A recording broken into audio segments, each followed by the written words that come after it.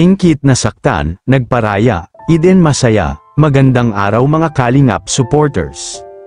Welcome back sa ating channel kung saan ang bawat kwento ay may aral, bawat luha ay may saysay, at bawat sakripisyo ay may kapalit na pag-asa. Ngayong araw, ating pag-uusapan ang update tungkol kay Ingkit, isang kwentong puno ng saya, sakripisyo, at tahimik na pagtanggap, isang kwento na hindi mo dapat palampasin. Mula hirap hanggang ginhawa, kung babalikan natin ang simula, si Ingkit at ang kanyang pamilya ay dating naninirahan sa isang barong-barong na butas ang bubong. Sa tuwing umuulan, nababasa sila.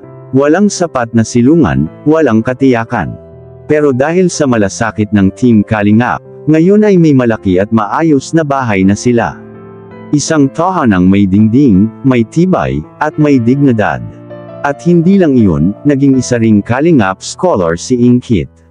Nabigyan siya ng pagkakataon na mag-aral at mangarap ng mas mataas. Isang biyayang hindi niya sinayang.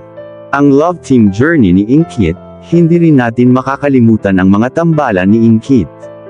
Una, siya ay naka-love team ni Kalingap David, at marami ang kinilig sa kanilang samahan. Pagkatapos, nabuo naman ang tambalang Pangkit, si Ingkit at si Pong na umani ng suporta mula sa viewers. Ngunit tulad ng maraming kwento sa totoong buhay, hindi rin ito nagtagal. Ang masakit na pagpaparaya, dahil sa pagtaas ng suporta sa tambalang Eden at Pong, napagdesisyonan ng team na ituloy ang bagong love team. At masakit man, personal na ipinaalam ito nina Kuya Rab at Pong mismo kay Ingkit. Tahimik lang si Ingkit, hindi niya kayang ipakita ang sakit sa harap ng kamera. Pero ang tanging nasambit niya ay, mas mahigit support lang po ako, kung sila Eden at Pong ang gusto ng viewers. Isang linyang simple pero mabigat. Isang tinig ng pag-unawa, pagtanggap, at pagparaya. Kahit nasasaktan, tumutulong pa rin, hindi lang love team ang isinakripisyo ni Ingkit.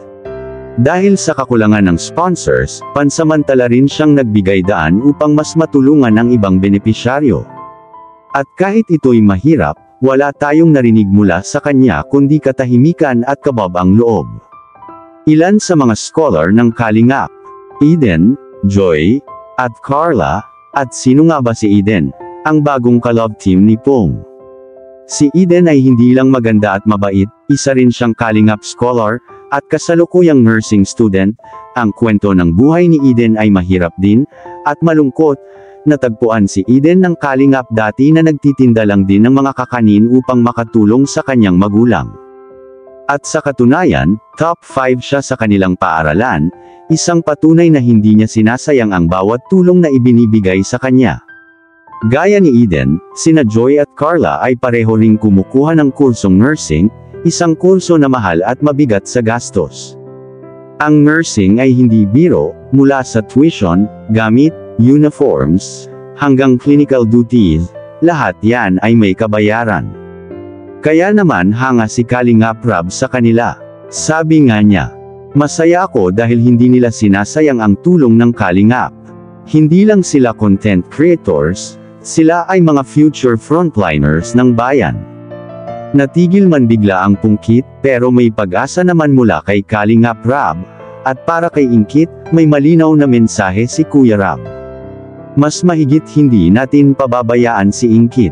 Dagdag pa niya, hahanapan din si Ingkit ng panibagong ka-love team sa tamang panahon.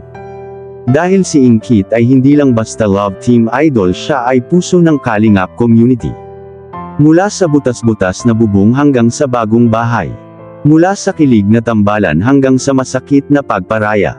Mula sa tahimik na sakripisyo hanggang sa pangakong hindi siya pababayaan. Si Ingkit ay patunay na ang tunay na lakas, ay nasa mga taong marunong magparaya at magmahal ng totoo. At sina Eden, Joy, at Carla, patunay na ang pangarap ay kayang abutin basta may sipag, suporta, at pananampalataya. Kung naantig ka sa kwento ni Ingkit, Eden, Joy, at Carla, huwag kalimutang i-like ang video, mag-iwan ng mensahe ng suporta, at syempre, mag-subscribe sa ating channel. Dahil dito, bawat kwento ay totoo, bawat luha ay may saysay, at bawat sakripisyo ay may kapalit na tagumpay. Anong masasabi mo tungkol dito mga kalingap? Comment mo lang sa baba at ating pupusuan. Maraming salamat and to God be the glory.